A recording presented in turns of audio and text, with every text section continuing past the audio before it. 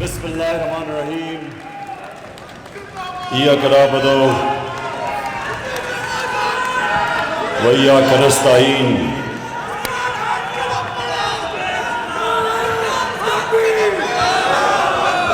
میں تھوڑی خاموش میں سب سے پہلے آج اپوزیشن پارٹیز کا دل سے شکریہ ادا کرنا چاہتا ہوں۔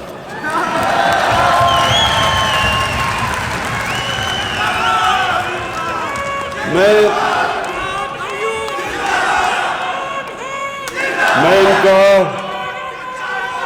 ان کا اس لیے شکریہ ادا کرنا چاہتا ہوں کہ انہوں نے لوگوں کو ٹماٹر اور پیاز کی قیمتیں بھلا دی ہیں۔ اب تک ہمیں عالمی سطح پہ ایک مہنگائی کا سمندر آیا ہوا ہے، تو سارا وقت ہمیں بوجھ پڑا رہتا ہے کس طرح ہم لوگوں کے آسانی پیدا کریں، کس طرح مہنگائی کم کریں۔ یہ سارا وقت میری اور میری ٹیم سوچتی ہے کہ کیا کیا ہم حربے استعمال کریں، لیکن جب سے یہ تھری اسٹوجز کو لوگوں نے ان کی شکلیں جب دیکھی ہیں نا، انہوں نے جب اپوزیشن میں عدم اعتماد کیا تو اب لوگ دیکھ رہے ہیں کہ ایک طرف نواز شریف اور شہباز شریف، ایک طرف سن لیں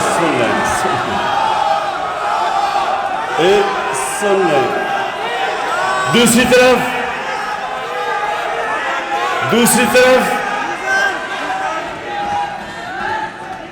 آصف زرداری،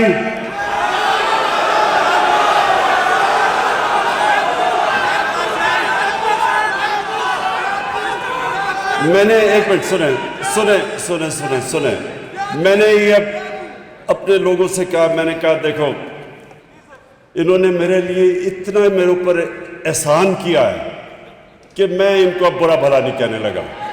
صرف تو ایک طرف سن تو لو، ایک طرف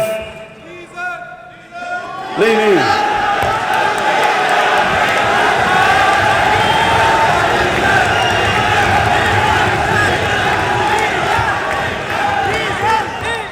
میں سب کو اب ذرا سنے تو لے، مجھے ان کا شکریہ تو ادا کرنے دیں۔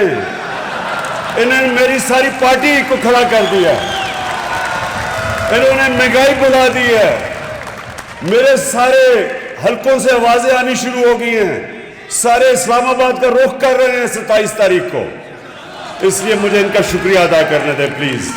پہلے میں اوورسیز پاکستانیز آپ کے پاس آنے لگا ہوں، پہلے میں ذرا شکریہ ادا کروں نا ان کا۔ جیسے لوگوں نے دیکھا کہ یہ تین شکلیں، ایک طرف فضل الرحمان،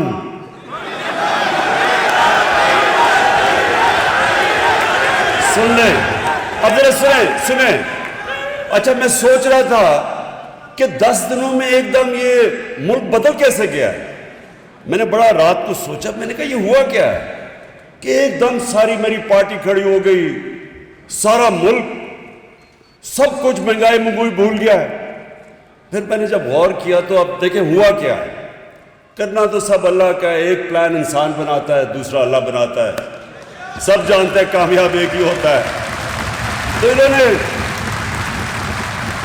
تو اب یہ جب تین اکٹھے ہوئے تھری اسٹوجز، تو جو نون لیگ ہے، نواز شریف کے لوگوں کو انہوں نے 20 سال یہ بتایا کہ زرداری سے کرپٹ آدمی پاکستان میں کوئی نہیں ہے، 2 دفعہ اسے جیل میں ڈالا۔ ادھر زرداری نے پیپلز پارٹی کو یہ بتایا کہ نواز شریف سے کرپٹ آدمی کوئی نہیں ہے، اس کے اوپر حدیبہ پیپر مل کا کیس بنایا۔ وہ کیا تھا کہ یہاں سے منی لانڈرنگ کر کے، چوری کر کے پیسہ باہر لے کے جاتے تھے، ادھر فیک اکاؤنٹ سے واپس پیسہ لے کے آتے تھے، یہ کیس تھا۔ یہ زرداری نے اس کے اوپر بنایا تھا شریفوں پہ۔ اور فضل الرحمان کو ڈیزل نون لیگ نے ہی شروع کیا تھا کہنا.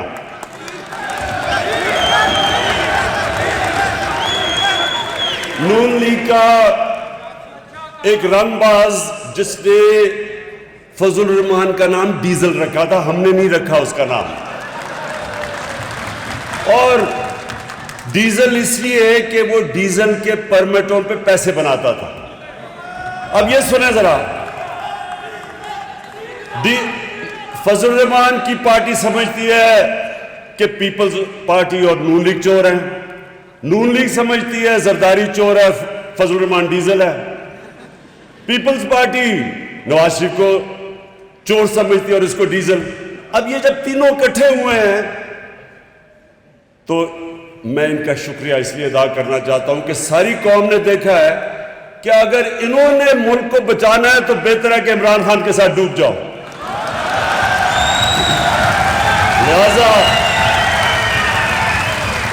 لہذا بہت بہت شکریہ. اور ایک منٹ, ابھی نعرے نہیں لگانا کیونکہ بڑا ضروری ہے میں آپ سے بات چیت کر لوں, کیونکہ میں اپنے اوورسیز پاکستانیز کے اوپر بات کرنا چاہتا ہوں. دیکھیں, یہ اللہ کا خاص کرم ہوا ہے اس ملک پہ کہ یہ تینوں اکٹھے ہو گئے اور انہوں نے فیصلہ کیا عدم اعتماد کی تحریک کرنے کا, وہ میرے خلاف وہ کرنے کا. تو میں نے اس دن, آپ یقین کریں, میں نے اللہ سے 2 نفل مانگ کے شکریہ ادا کیا. اس لیے ایک منٹ بھی شور نہیں, میں نے اس لیے کیا کہ میں تنگ آ گیا تھا. 3.5 سال جب سے حکومت آئی ہے, کل حکومت گئی, پرسوں حکومت گئی, آج گئی, نااہل ہے, سلیکٹڈ ہے. تو اب جو یہ تینوں اکٹھے ہو کے انہوں نے جو کیا ہے, یہ اب کپتان کی جو یہ بندوق کی نشست ہے نا, یہ تینوں اس کے بیچ میں آ گئے. اور جو سنیں ذرا, سنیں دیکھیں,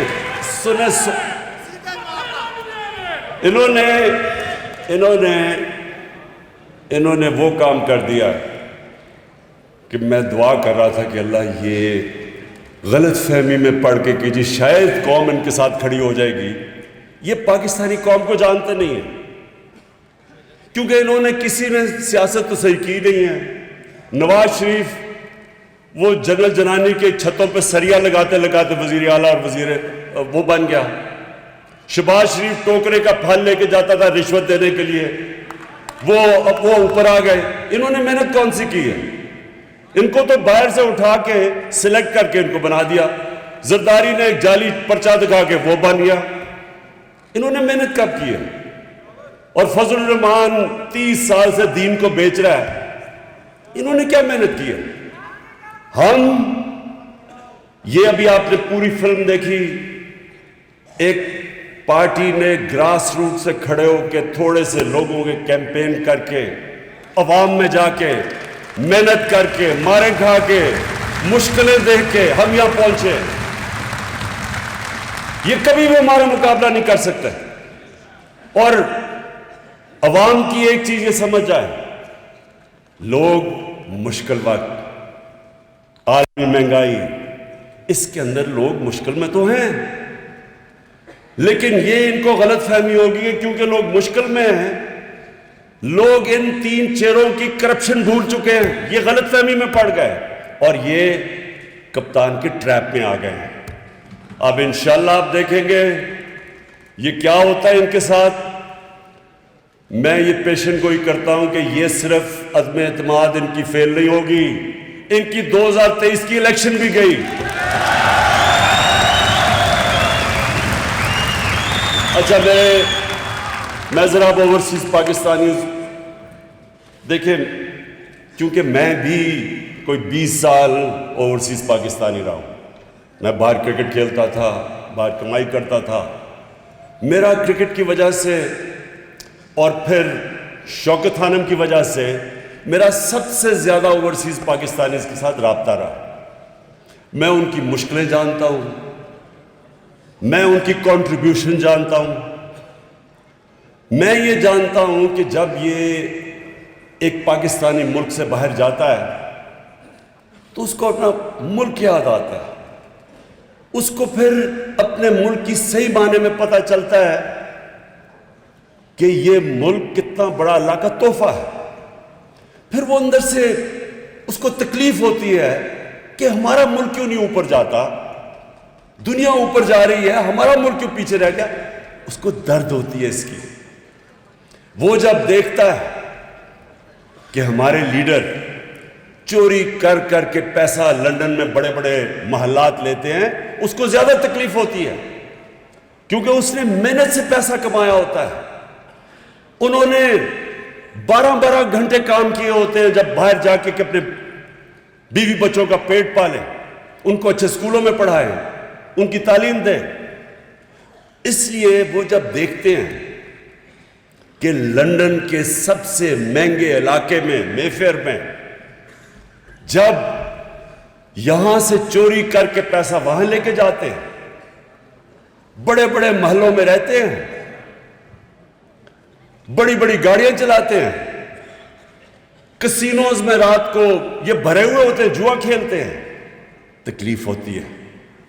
وہ محنت کرتے ہیں، یہ اپنے ملک کا چوری کا پیسہ باہر لے کے جاتے ہیں، ہمارے بیرون ملک پاکستانی وہاں سے کمائی کر کے پاکستان پیسہ بھیجتے ہیں، جس کی ابھی اسد عمر نے آپ کو بتایا کہ ریکارڈ ریمیٹنسز آئی ہیں ہمارے دور میں، اور اس کے اوپر ہمارا ملک چل رہا ہے۔ تو یہ وہاں محنت کر کے پیسہ پاکستان لائیں، وہ یہاں سے چوری کر کے منی لانڈرنگ کر کے پیسہ باہر لے کے جائیں اور عیاشی کریں وہاں، یہ اور ان کے بچے، ان کو تکلیف ہوتی ہے۔ ہمارے وہ محنت کش پاکستانی وہ جب دیکھتے ہیں، ایک تکلیف یہ ہوتی ہے کہ چوری کے پیسے میں عیاشی کر رہے ہیں، دوسری تکلیف یہ ہوتی ہے کہ یہ ملک کو بدنام کر رہے ہیں، کیونکہ جب یہ باہر جاتے ہیں اور یہ باہر محلوں میں رہتے ہیں تو سارے ان کی حکومت کے لوگوں کو، ان کے وزیر اعظم کو، سب کو پتا ہوتا ہے کہ ان کے پیسے کدھر کدھر پڑے ہیں اور کتنا چوری کا پیسہ ان کے پاس ہے۔ آج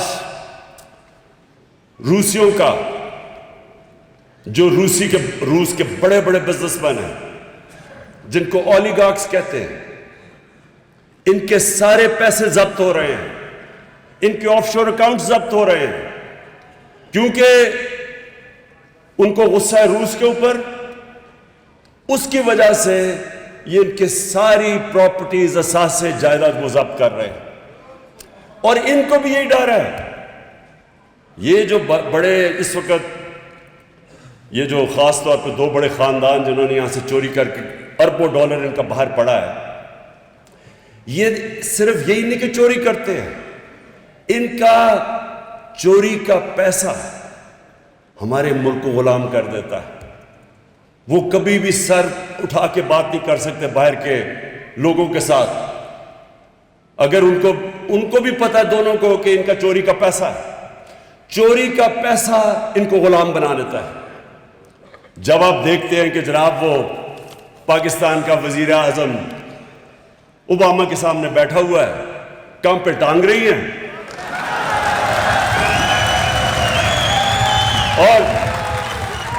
اور جی کہ ناراض نہ ہو جائے، وہ میرے منہ سے کوئی غلط نہ نکل جائے، اور غلط کیا نکلے کہ وہ اوباما کو مسز اوباما کہہ دیتا ہے غلطی میں، گھبرا کے۔ تو یہ اس لیے ہوتا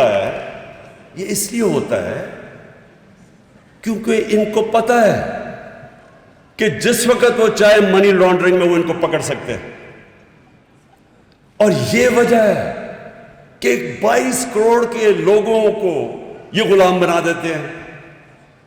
مجھے یہ بتائیں کہ ڈرون اٹیک، کیا عمران خان ہی رہ گیا تھا کہ یہاں جب 400 ڈرون اٹیکس ان کے 10 سالوں میں ہوئے، زرداری اور شریف کے 400 ڈرون اٹیک ہوئے،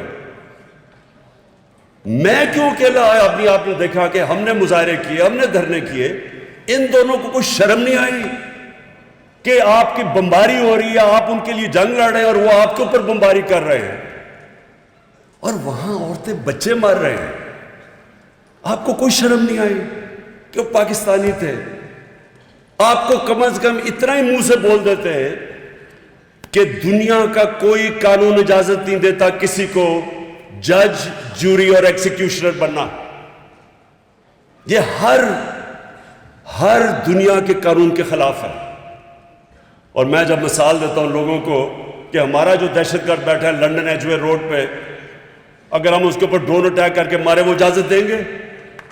نہیں دیں گے وہ، کیونکہ ان کو ملک میں قانون ہے. وہ اپنے ملک میں کسی کو قانون توڑنے نہیں دیتے.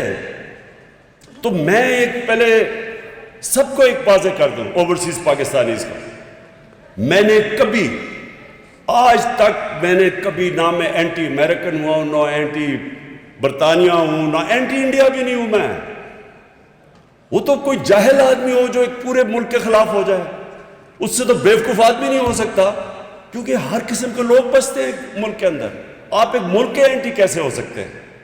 آپ ان کی پالیسیز کے اینٹی ہو سکتے ہیں. امریکہ کی وار آن ٹیرر کے میں پہلے دن سے خلاف تھا، میں ہمیشہ خلاف رہوں گا. میں ان کی عراق کی جنگ کے خلاف میں نے لنڈن کے اندر مظاہرے میں نے ڈیمونسٹریشن کے اندر شرکت کی ہے.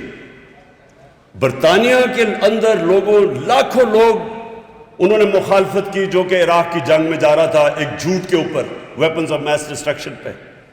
میں نے ان کے ساتھ شرکت کی. تو برطانیہ میں آپ کیسے کہہ سکتے کہ میں اینٹی یو کے ہوں؟ کیونکہ اندر بہت بڑی اکثریت نے اس کی مخالفت کی تھی.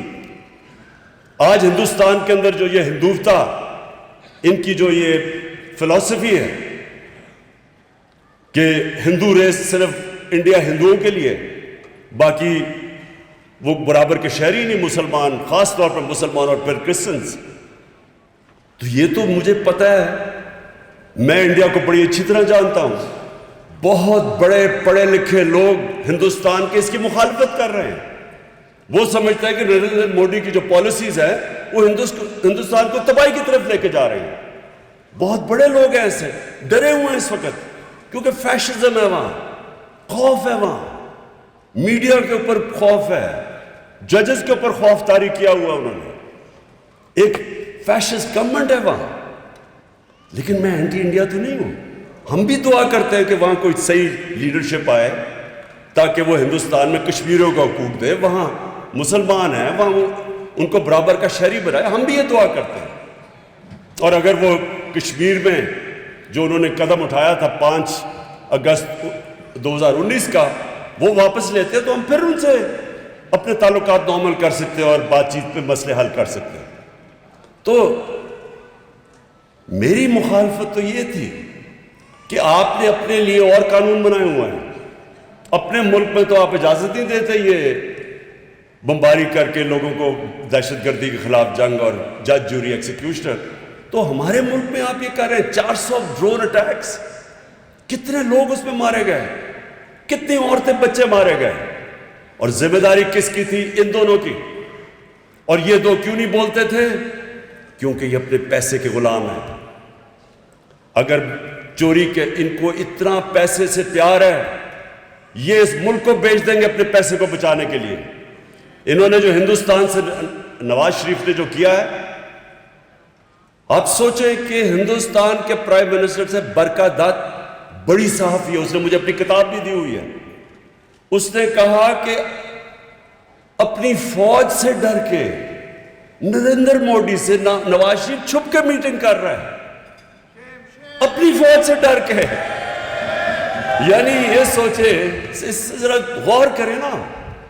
آج اگر پاکستان کی فوج ماشاءاللہ ایک دنیا میں مسلمان دنیا کی سب سے طاقت ترین فوج نہ ہوتی تو ملک کے 3 ٹکڑے ہو چکے ہوتے. آج آپ ذرا حال تو دیکھیں، ایک منٹ سنیں ذرا، مسلمان دنیا کے حال دیکھیں. آگ لگی ہوئی ہے، تباہ ہو چکے ہیں. سیریا کو لو، شام لو، لیبیا لو، افغانستان سے کیا ہوا ہے، عراق میں کیا ہوا، صومالیہ میں کیا ہوا، یمن، ساری دنیا میں عذاب آیا ہوا ہے. پاکستان کو اللہ نے بچایا ہوا ہے. کیوں؟ کیونکہ ماشاءاللہ ایک ملک کی ایسی فوج ہے جو اپنے ملک کی دفاع کر سکتی ہے. اور اور اس فوج کے پیچھے اب ذرا سنیں، یہ دو میمو گیٹ کیا تھا؟ زرداری وہاں حسین حقانی جو امبیسڈر اس نے رکھا ہوا تھا امریکہ میں، وہ جا کے میسج دیتا ہے امریکن فوج کے ہیڈ کو کہ زرداری کو پاکستانی فوج سے بچا لو. یہ میمو گیٹ تھا. اب حیرت سوچے نا کہ ایک آدمی ان کو یہ کہتا ہے کہ اپنی فوج سے، اس کو ایمبیسڈر کہتا ہے کہ اپنی فوج سے، پاکستان کی فوج سے زرداری کو بچا لو، اور دوسری طرف نواز شریف ڈان لیگز کیا تھی؟ ہندوستان کو پیغام دے رہے ہیں کہ جناب اپنی فوج کو، اپنی ہندوستان کو یہ پیغام دے رہا ہے کہ ہماری فوج غلطیاں کر رہی ہے، لیکن نواز شریف آپ کے ساتھ ہے. وہ اوہ بس بس بس بس بس سنیں، وہ ہر جگہ نریندر مودی پاکستانی فوج، جب پچھلا آرمی چیف تھے رحیل شریف، ہر فورم پہ وہ کہتا تھا کہ دہشت گردوں کا سردار ہے، اور نواز شریف کو کہتا تھا یہ تو بڑا اچھا ہمارا دوست ہے. آپ سوچے کہ مجھے کوئی کہے کہ آرمی چیف، کوئی باہر کا لیڈر کہے کہ آرمی چیف آپ کا دہشت گرد ہے اور عمران خان بہت اچھا ہے، میں اپنی توہین سمجھوں گا. میرے ملک کے چیف کو کہہ رہا ہے کہ وہ دہشت گرد ہے، مطلب کہ میں، یعنی اصل میں تو وہ کہہ رہا ہے کہ پاکستان کا جو چیف منسٹر ہے، پرائم منسٹر ہے، اس کی فوج دہشت گرد ہے، اور وہ بڑے آرام سے اس کو شادیوں پہ بلا رہا ہے، ادھر جدھر جاتا تھا اس کو ان کے بزنس ہو رہے تھے. میں صرف آپ کو یہ بتانا چاہتا ہوں، اوورسیز پاکستانیز کی بات کر رہا ہوں. اوورسیز پاکستانیز کو تکلیف ہوتی ہے جب وہ دیکھتے ہیں کہ اس طرح کے لوگ ان ملک کو شرمندہ کرواتے ہیں دنیا میں کرپشن سے. ان کے اوپر مضمون کیا لکھے جاتے ہیں؟ ان کی کرپشن کے اوپر مضمون آتے ہیں. جب ان کے اوپر ایک آرٹیکل چھپتا ہے انگلینڈ کے مین اخبار میں، جدھر زرداری جا کے ہاتھ ملا رہا ہوتا ہے ان کے پرائم منسٹر سے، اور نیچے کیپشن یہ ہوتی ہے کہ وہ اپنے پرائم منسٹر کو کہہ رہے ہوتے ہیں کہ دیکھ کے کہ تمہاری انگلیاں نہ چوری کر لیں ہاتھ ملاتے ملاتے. یہ ملک کا پرائم، یہ سن لیں، یہ اس لیے ہمارے ملک کے اندر، ہمارے ملک کو اس کا وہ وقار نہیں بنا، اس کا مقام نہیں بنا، کیونکہ اس طرح کے لوگ تھے.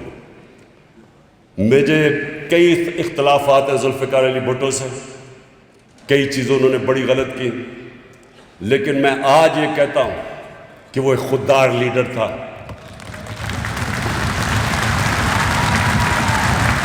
وہ پاکستان کی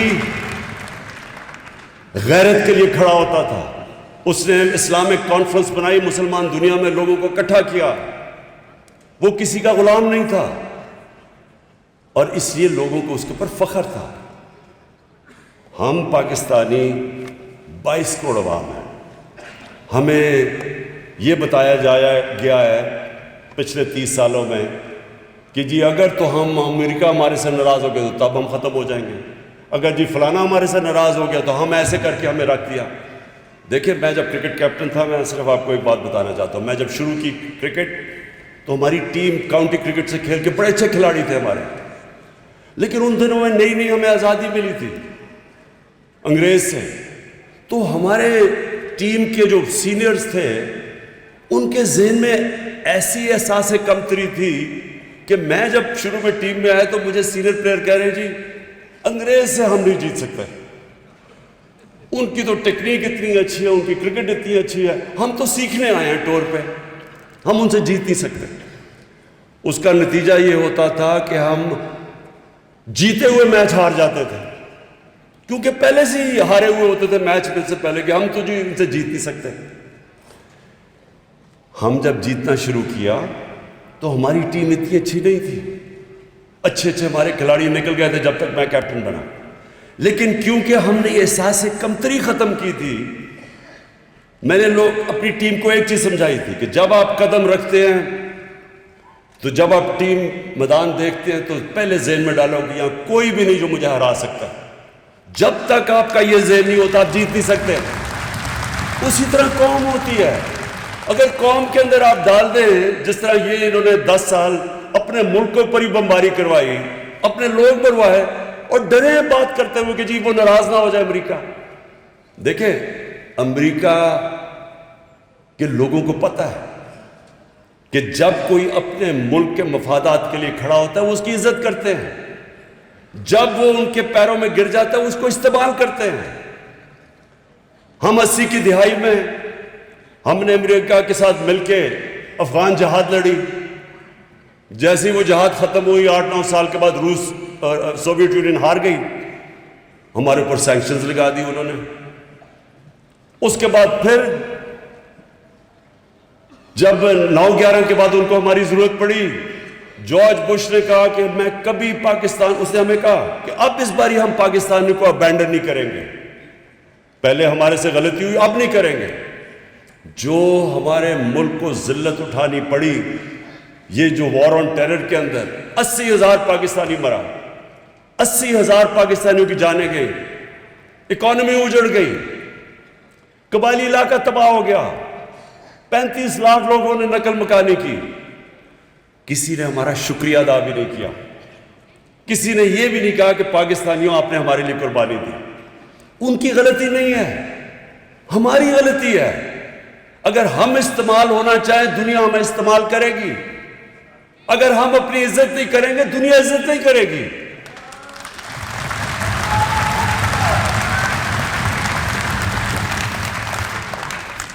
اور میں آخر میں آپ کو یہ کہنا چاہتا ہوں آج سب کو اوورسیز پاکستانیز کے سامنے, پہلے تو میں آپ کو یہ کہ آپ کو ہم نے ووٹنگ رائٹ دلوایا, کیونکہ میرا ہمیشہ میں سمجھتا تھا کہ اوورسیز پاکستانیز ہمارا اثاثہ ہیں, ان کو پاکستان کے اندر ان کی ووٹ بھی ہونا چاہیے. میں تو یہ کہوں گا ان کو الیکشن بھی لڑنا چاہیے, کیونکہ جو لوگ ہمارے ملک پہ پیسہ بھیجتے ہیں, ملک ان کی ریمیٹنسز پہ چلتا ہے, ان کو کیوں نہیں شرکت کرنی چاہیے پاکستان کی پالیٹکس میں؟ اگر لوگ ان کو ووٹ دینا چاہتے ہیں تو ان کو دیں ووٹ. اور دوسری چیز میں نے یہ بھی فیصلہ کیا کہ اب ہم ابھی تک تو ریمیٹنسز بھیجتے ہیں, اب جو میں چاہتا ہوں کہ اوورسیز پاکستانیز پاکستان میں انویسٹ کریں. اس کے لیے ہم نے کیا کیا کہ جو بھی آپ جوائنٹ وینچر کریں گے پاکستانیوں کے ساتھ, یعنی اوورسیز پاکستانی جوائنٹ وینچر یہاں کریں گے, یا آپ کوئی انویسٹمنٹ کریں گے انڈسٹری میں انویسٹمنٹ کریں گے, 5 سال تک آپ کو ٹیکس ہالیڈے ملے گا.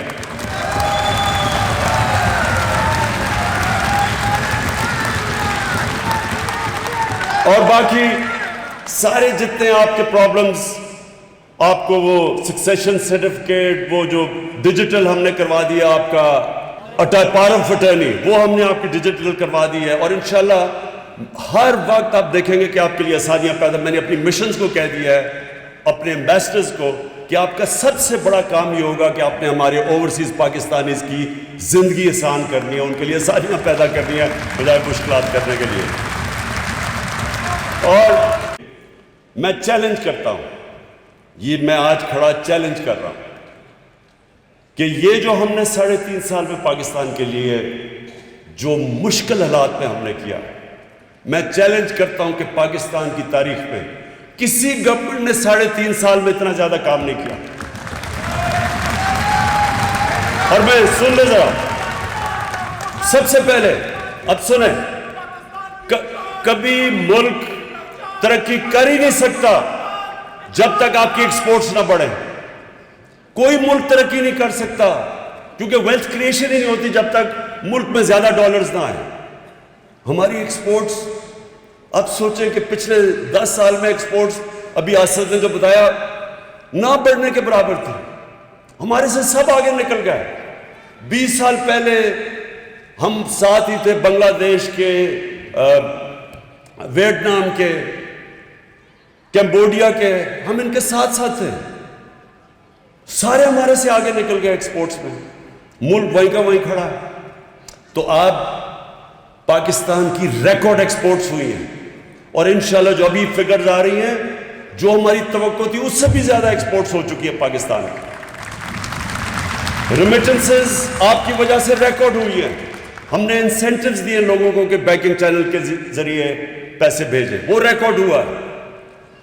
پھر پاکستان کی تاریخ میں سب سے زیادہ ٹیکس کلیکشن ہوئی ہے, جو کبھی سوچ بھی نہیں سکتا تھا کہ 6,000 ارب تک ٹیکس اکٹھا کر لیں گے, وہ ہم نے کیا.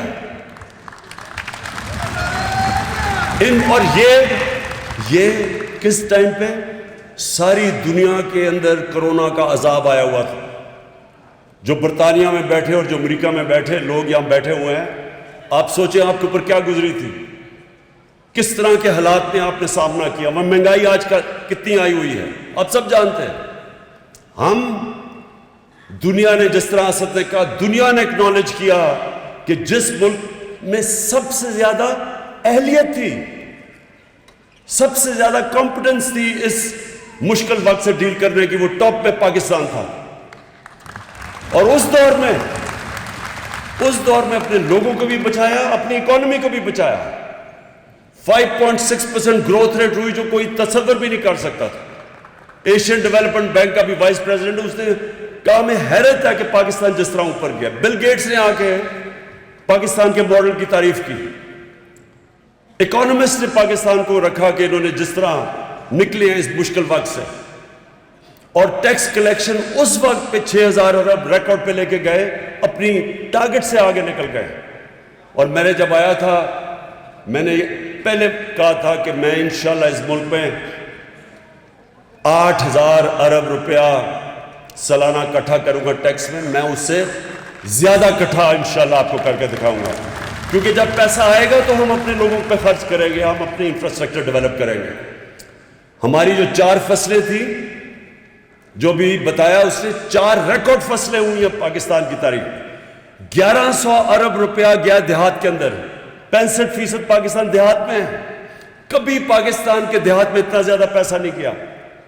ان کو قیمت بھی ملی اور فصل بھی ریکارڈ ہوئی اور قیمت بھی کسانوں کو ملی. کبھی ایسے قیمت نہیں ملی.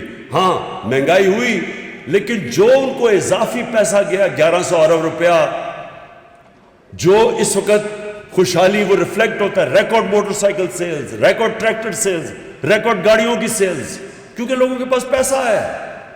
ریکارڈ اس وقت ٹیکسٹائل انڈسٹری نے سارے ریکارڈ توڑ دیے. ہم جب آئے تھے ٹیکسٹائل انڈسٹری فیصل آباد میں بند پڑی تھی. ٹیکسٹائل انڈسٹری کو ریل اسٹیٹ میں کنورٹ کر رہے تھے لوگ. آج مزدور نہیں ملتے ٹیکسٹائل انڈسٹری کے لیے, ساری پرانی انڈسٹری چلنی شروع ہو گئی ہے. یہ ہماری پالیسیز کی وجہ سے ہوا. آئی ٹی, ساری دنیا آگے نکل گیا ہے, انفارمیشن ٹیکنالوجی میں ہمیں پیچھے چھوڑ گئی. صرف 2 سالوں میں 75% انکریس آیا ہمارا آئی ٹی کے اندر, کیونکہ ہم نے پالیسیز چینج کر دی. کنسٹرکشن میں ہم نے اپنے لوگوں کو بچایا. 1500 ارب روپیہ کبھی بھی اتنا زیادہ کنسٹرکشن میں جنریٹ نہیں ہوا جو ریلیٹڈ انڈسٹریز تھی. تو میں آج یہ جو ساری اپوزیشن کو چیلنج کرتا ہوں, کسی چیز میں ہمارا مقابلہ کرو, ہر چیز میں ہم تمہارے سے آگے ہیں. کہتے جی بڑی مہنگائی ہے. جب یہ تینوں باریاں لے رہے تھے, پیپلز پارٹی کا جب دور تھا, تو تینوں ہی پاور میں تھے, کیونکہ انہوں نے مکمل کر کے 10 سال حکومت کی ہے. جو پیپلز پارٹی کا 5 سال کا دور تھا, اس میں ہمارے سے زیادہ مہنگائی تھی. اس کے باوجود کہ دنیا میں وہ مہنگائی نہیں جو آج ہے. امریکہ میں 40 سال کے بعد اتنی مہنگائی ہوئی ہے, برطانیہ میں 30 سال کے بعد, تو اس کے باوجود ان کی مہنگائی ہمارے سے زیادہ تھی. کوئی انڈیکیٹر لے لو, ہماری تعلیم لے لو, پہلی دفعہ پاکستان کی تاریخ میں یکساں تعلیمی نصاب ہم لے کے آئے ہیں. کبھی کسی نے نہیں سوچا اس چیز کا. اور ہمارا سب سے بڑی چیز, میں چیلنج کرتا ہوں کہ جو ہماری گورنمنٹ نے پہلی دفعہ کوشش کی اپنے نچلے طبقے کو اٹھانے کے لیے, کبھی اس طرح کی کوشش پاکستان کی تاریخ میں نہیں ہوئی. ہیلتھ کارڈ, آپ امریکہ انگلینڈ بیٹھے ہیں, کہیں بھی آپ کو ہیلتھ انشورنس نہیں ملتی پیسے دیے بغیر. یہ ہم کر رہے ہیں پاکستان میں کہ ہر خاندان کو ہم 10 لاکھ روپیہ دے رہے ہیں ہیلتھ انشورنس میں مفت. ہر خاندان کو دے رہے ہیں. یہ کوئی تصور بھی نہیں کر سکتا غریب ملکوں کے اندر. اور اسی لیے ہی یہ ڈاکوؤں کے ٹولوں کو ڈر لگا ہوا ہے. اس ٹولے کو ڈر لگا ہوا ہے کہ یہ جو کر رہے ہیں آگے تو ان کی دکانیں بند ہونے لگی ہیں. 50 سال کے بعد پاکستان میں ڈیمز بن رہی ہیں. 50 سال پاکستان کوئی ڈیم نہیں بنی. اب پانی بچانے کے لیے پہلی ڈیم 2025 میں ممن ڈیم بڑی ڈیم ہے, 2026 میں داسو ڈیم اور 2028 میں باشا ڈیم بنے گی, جس سے دگنی ہو جائے گی ہماری پانی کی سٹوریج. اس کا مطلب ہم اور زیادہ گندم اپنا پانی دے سکیں گے اور علاقوں کو پانی کے نیچے لا سکیں گے. کہنے کا مطلب آخر میں یہ ہے کہ میں چیلنج کرتا ہوں اپنے میڈیا والوں کو, اپنے اکانومسٹ کو, ان ساری پارٹیز کو, کبھی ہمارے ساتھ ڈیبیٹ کرو. ہم آپ کو ثابت کریں گے کہ آپ تو 30 سال 35 سالہ باریاں لیتے رہے ہیں. ہم نے 3.5 سال میں جس طرح کی پاکستان میں امپرومنٹس کی ہیں پاکستان کی تاریخ میں کسی نے نہیں کی. نیشن بلڈنگ کی ہے, رحمت للعالمین اتھارٹی اپنے بچوں کی تربیت کرنے کے کیا ہے. لوگوں کو پتا چلے ملک بنا کیوں تھا, سیرت نبی کیا تھی, کیسے نبی صلی اللہ علیہ وسلم نے لوگوں کے کریکٹر بدل دیے, لیڈر بنا دیا لوگوں کو, دنیا کی امامت کروائی. پتہ ہی نہیں ہمارے لوگوں کو کہ پاکستان تو بنا ہی اس لیے تھا. یہ پہلی دفعہ ہم اپنے بچوں کو اسکول میں بتا رہے ہیں سیرت نبی کیا تھا, نبی صلی اللہ علیہ وسلم کا راستہ کیا تھا, کیا وجہ تھی کہ اس نے عربوں کو اٹھا کے دنیا کی امامت کروائی. اور پھر یہ یاد رکھیں کہ جو ہمارے دور کے اندر ہم نے دنیا کے اندر اپنے نبی صلی اللہ علیہ وسلم کی جو بے حرمتی ہوتی تھی, ان کی شان میں گستاخی ہوتی تھی. 30 سال فضل الرحمان اسلام کو بیچ رہا ہے.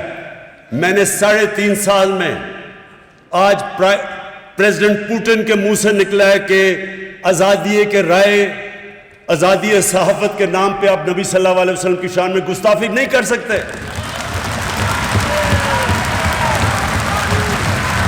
جسٹن ٹروڈو, کینیڈا کا پرائم منسٹر جسٹن ٹروڈو نے اس نے سٹیٹمنٹ دیا ہے کہ آپ آزادی رائے کا نام اس کی پیچھے ہمارے نبی صلی اللہ علیہ وسلم کی شان میں گستاخی نہیں کر سکتے. یہ پہلی دفعہ ہوا ہے. یہ اتنی دیر جو دکان لگائی ہوئی ہے اسلام کی, فضل الرحمان مجھے بتائیں, آپ نے ایک ہیڈز آف سٹیٹ تو دور کی بات ہے, آپ نے کسی ان کے چپڑاسی سے بھی یہ کلوایا ہے باہر؟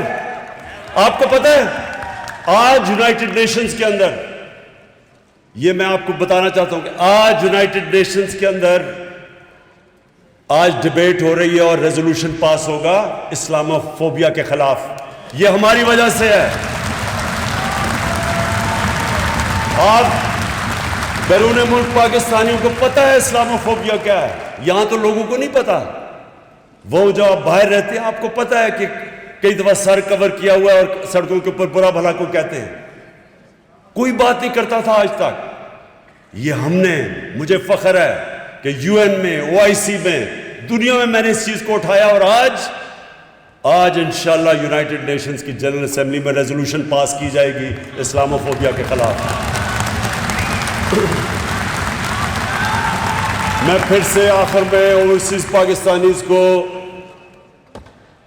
یہ یقین دلانا چاہتا ہوں کہ میری گورنمنٹ آپ کو اس ملک کا سب سے بڑا اثاثہ سمجھتی ہے, اور ہم پوری کوشش کریں گے آپ کی بہتری کے لیے, آپ کی آسانیوں کے لیے, اور آپ کو کیسے کہ پاکستان میں آپ انویسٹ کر سکتے اور اپنا بھی فائدہ اور ملک کا بھی فائدہ کروا سکتے ہیں. شکریہ.